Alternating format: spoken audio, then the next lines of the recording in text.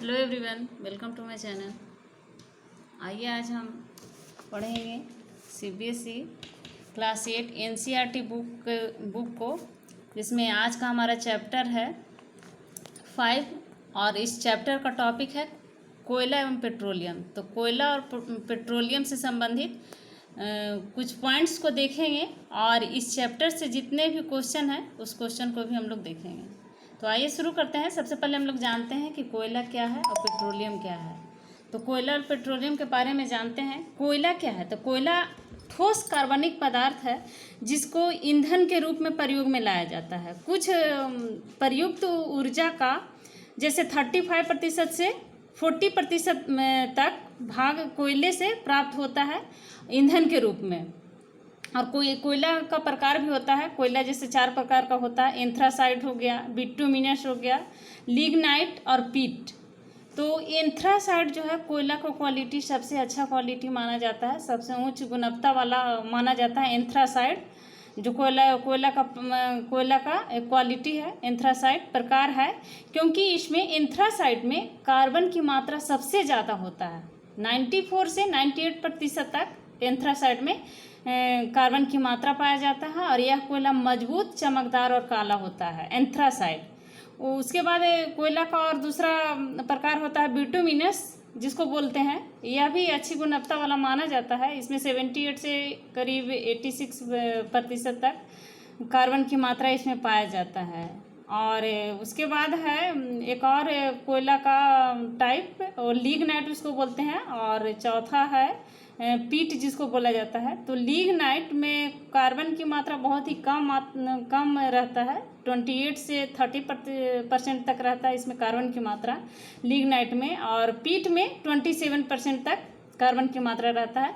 तो यह जो लिग्नाइट और पीट होता है, कोयला का जो प्रकार है, टाइप है, बहुत ही हानिकारक होता है स्वास्थ्य के लिए, और इसमें कार्बन की मात्रा है बहुत कम होता है। तो कोयला का जो टाइप है, प्रकार है, एंथ्रासाइट की क्वालिटी सबसे अच्छी होती है और बिटुमिनस भी।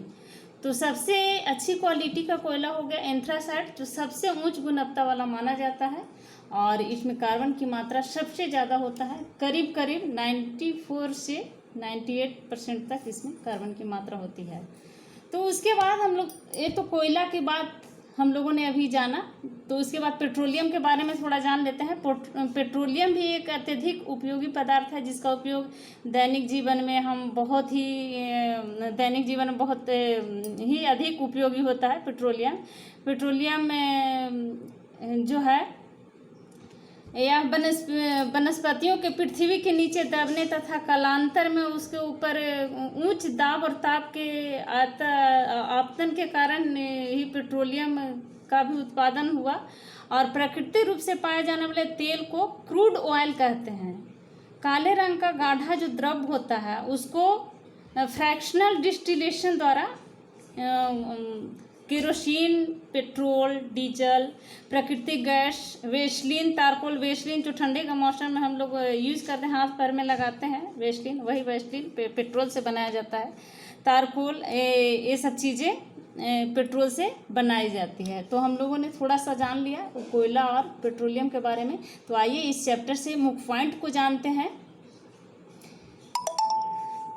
तो जो सबसे पहला पॉइंट है इस चैप्टर का वह है कि वे ईंधन जिनका निर्माण सजीव प्राणियों में मृत अवशेषों से होता है, इन्हें जीवाश्म ईंधन कहते हैं। जीवाश्म ईंधन यानी जिसका निर्माण सजीव प्राणियों के मृत अवशेष, जो सजीव प्राणी है उसका मृत अवशेष से जो बनता है ईंधन, तो उस प्रकार के ईंधन को जीवाश्म ईंधन कहा जाता है। और कोयला भी हमारा एक प्रकार का जीवाश्म ईंधन है। कोयला जो हम ईंधन के रूप में इसको यूज़ करते हैं, प्रयोग करते हैं, यह भी एक जीवाश्म ईंधन है। नेक्स्ट पॉइंट है मृत वनस्पति से, मरा हुआ जो वनस्पति होता है, तो मृत वनस्पति से धीमे प्रक्रम द्वारा कोयले में परिवर्तन को कार्बनीकरण कहते हैं। कोयले में जो परिवर्तन होता है बहुत धीरे धीरे गति से, बहुत समय लग जाता है इसमें। तो मृत वनस्पति के द्वारा जो धीरे प्रक्रम द्वारा कोयले में परिवर्तन होता है उसको कार्बनीकरण कहा जाता है। नेक्स्ट पॉइंट है कोक, एक कठोर संयंत्र और काला पदार्थ है। यह कार्बन का लगभग शुद्ध रूप है। कोक का उपयोग इस्पात के औद्योगिक निर्माण और बहुत से धातुओं के निष्कर्षण में किया जाता है। नेक्स्ट पॉइंट है कोयला का रासायनिक गुणधर्म। तो आइए हम लोग जानते हैं कोयला का रासायनिक गुण और धर्म क्या है।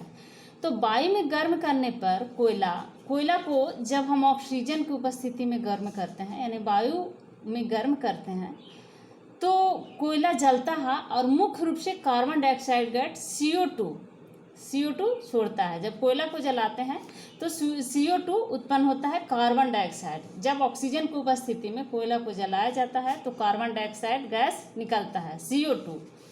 कालांतर में यह एक अप्रिय गंध वाला गाढ़ा द्रव होता है।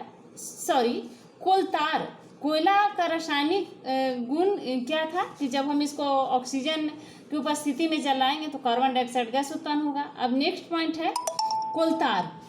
तो कोलतार के बारे में जानते हैं। ये कोलतार जो है यह अप्रिय गंध वाला गाढ़ा द्रव होता है। कोलतार द्रव के रूप में पाया जाता है कोलतार को, और बहुत ही अप्रिय गंध वाला होता है। यह लगभग 200 पदार्थों का मिश्रण होता है कोलतार। 200 पदार्थ करीब करीब इसमें मिले हुए रहते हैं कोलतार में। इसका उपयोग औद्योगिक निर्माण में संश्लेषित रंग, औषधि, विस्फोटक, सुगंध, प्लास्टिक आदि कार्यों में किया जाता है। जो रंग बनाया जाता है, संश्लेषित रंग मतलब प्राकृतिक रूप से जो मनुष्य द्वारा रंग बनाया जाता है, उसमें इसका प्रयोग किया जाता है। औषधि के रूप में, औषधि बनाने के लिए, विस्फोटक के बनाने के लिए, सुगंधित चीज़ बनाने के लिए, प्लास्टिक बनाने के लिए इसको काम में लाया जाता है कोलतार को। नेक्स्ट पॉइंट है कोयले के प्रक्रमण द्वारा कोक बनाते समय कोयला गैस प्राप्त होता है। इसका उपयोग उद्योग में ईंधन के रूप में की जाती है। हल्के वाहनों में पेट्रोल का उपयोग होता है। बिटुमिनस कोयला का टाइप है, प्रकार है, जिसको हम अभी ऊपर में हमने बताया था कि एंथ्रासाइट के बाद आता है बिटुमिनस। सबसे अच्छा क्वालिटी का कोयला एंथ्रासाइट होता है।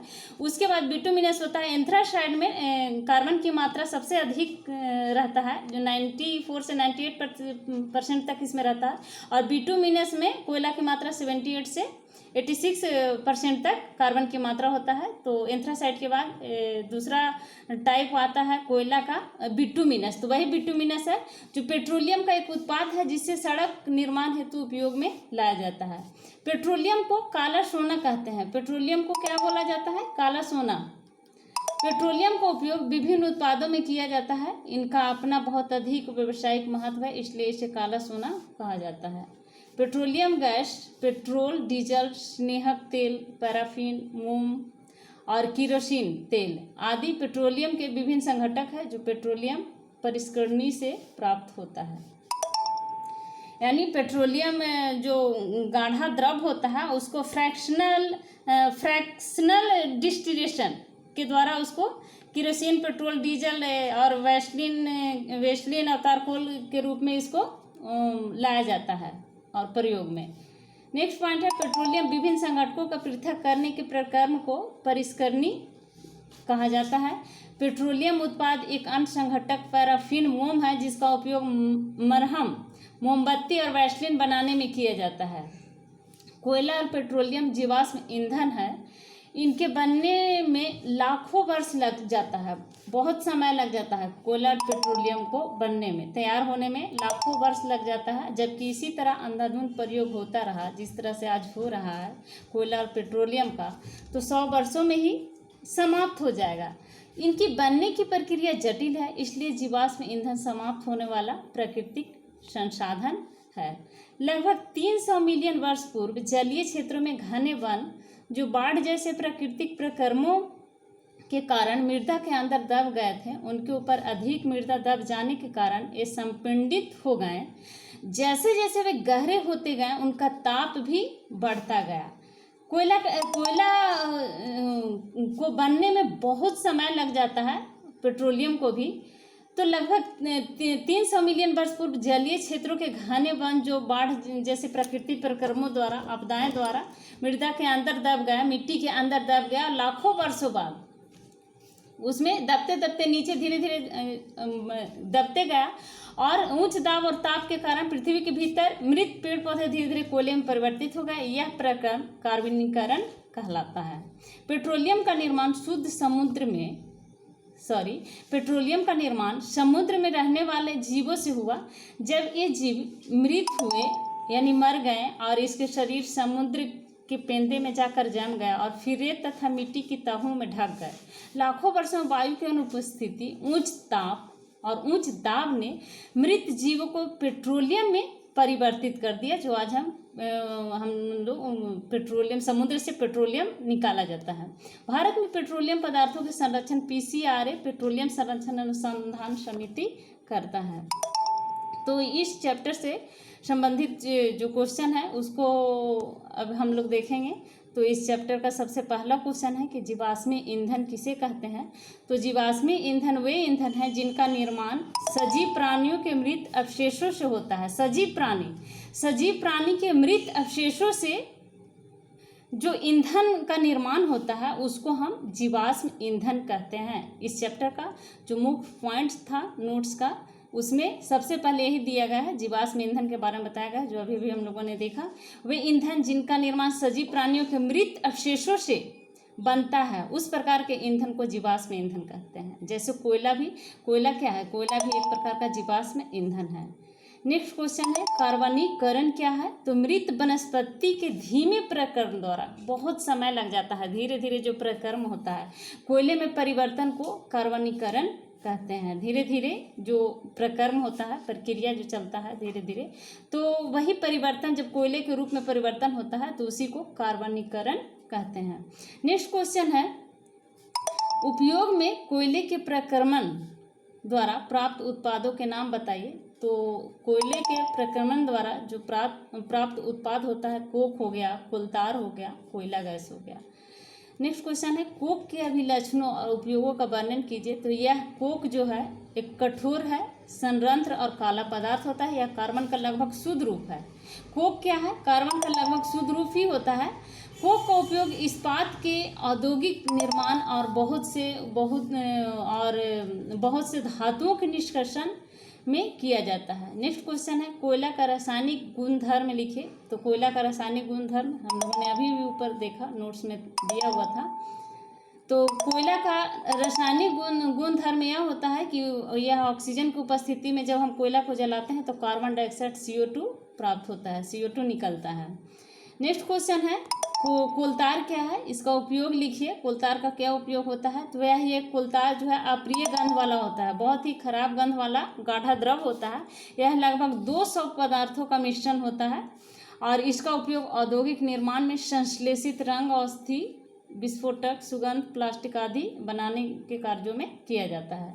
नेक्स्ट क्वेश्चन है कोयला गैस कैसे प्राप्त होता है। तो इसका मुख्य उपयोग बताइए। तो कोयले के प्रक्रमण द्वारा कोक बनाते समय कोयला गैस प्राप्त होता है और इसका उपयोग ईंधन के रूप में की जाती है।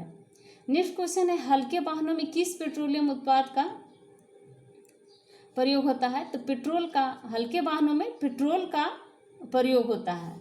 नेक्स्ट क्वेश्चन है पेट्रोलियम का कौन सा उत्पाद सड़क निर्माण हेतु उपयोग में लाया जाता है। तो पेट्रोलियम का बिटुमेन उत्पाद सड़क निर्माण में उपयोग में लाया जाता है। काला सोना किसको कहते हैं। तो पेट्रोलियम को काला सोना के नाम से जाना जाता है। पेट्रोलियम को काला सोना क्यों कहा जाता है। तो पेट्रोलियम का उपयोग विभिन्न उत्पादों में किया जाता है और इनका अपना बहुत अधिक व्यावसायिक महत्व होता है, इसलिए इसे काला सोना के नाम से जाना जाता है। पेट्रोलियम के विभिन्न संघटकों के नाम लिखिए जो पेट्रोलियम परिष्करणी से प्राप्त होते हैं। तो पेट्रोलियम गैस हो गया, पेट्रोल हो गया, डीजल हो गया, स्नेहक तेल हो गया, पैराफिन, मोम हो गया, केरोसिन तेल हो गया। ये पेट्रोलियम के विभिन्न संघटक है जो पेट्रोलियम परिष्करणी से प्राप्त होता है। फ्रैक्शनल डिस्टिलेशन जिसको बोलते हैं, फ्रैक्शनल डिस्टिलेशन से पेट्रोलियम से केरोसिन, पेट्रोल, डीजल, प्राकृतिक गैस, वैसलीन जिसको हम लोग लगाते हैं, वैसलीन लगाने के काम में यूज़ करते हैं। ठंडी के मौसम में सभी लोग इसको यूज़ करते हैं। हाथ पैर जब फट जाता है ठंडे के मौसम में तो उस समय वैसलीन का उपयोग किया जाता है। यही वैसलीन पेट्रोल से जो बनता है, तैयार होता है, तारकोल आदि, इसको इसे बनाया जाता है। नेक्स्ट क्वेश्चन है, पेट्रोलियम विभिन्न संघटकों के पृथक करने के प्रक्रम को क्या कहा जाता है? तो पेट्रोलियम के विभिन्न संघटकों को जो पृथक करने का प्रक्रम होता है वो परिष्करणी कहा जाता है उसको। पेट्रोलियम उत्पाद के उस संघटक का नाम बताइए जिसका उपयोग मरहम, मोमबत्ती या वैसलीन बनाने में किया जाता है। तो उस पेट्रोलियम का नाम है पैराफिन मोम, जिसका उपयोग मरहम, मोमबत्ती और वैसलीन बनाने में किया जाता है। समझाइए कि जीवाश्म ईंधन समाप्त होने वाली प्राकृतिक संसाधन क्यों है? तो कोयला और पेट्रोलियम जीवाश्म ईंधन है, इनके बनने में लाखों वर्ष का समय लग जाता है, जबकि इसी तरह अंधाधुंध उपयोग होता रहा तो ये 100 वर्षों में ही समाप्त हो जाएंगे। इनकी बनने की प्रक्रिया जटिल है, इसलिए जीवाश्म ईंधन समाप्त होने वाले प्राकृतिक संसाधन है। नेक्स्ट क्वेश्चन है इस चैप्टर का, वर्णन कीजिए मृत वनस्पति से कोयला किस प्रकार बनता है, यह प्रक्रम क्या कहलाता है? तो लगभग 300 मिलियन वर्ष पूर्व जलीय क्षेत्रों में घने वन जो बाढ़ जैसे प्रकृति आपदाओं के कारण मृदा के अंदर दब गए हैं और उनके ऊपर अधिक मृदा दब जाने के कारण ये संपीड़ित हो गए। जैसे जैसे वे गहरे होते गए उनका ताप बढ़ता गया। उच्च ताप और दाब पर पृथ्वी के भीतर मृत पेड़ पौधे धीरे धीरे कोयले में परिवर्तित होते गए। यह प्रक्रम कार्बनीकरण कहलाता है। कार्बनीकरण, इस प्रक्रिया को कार्बनीकरण कहा जाता है। नेक्स्ट क्वेश्चन है, पेट्रोलियम निर्माण के प्रक्रम को समझाइए। तो पेट्रोलियम का निर्माण समुद्र में रहने वाले जीवों से हुआ।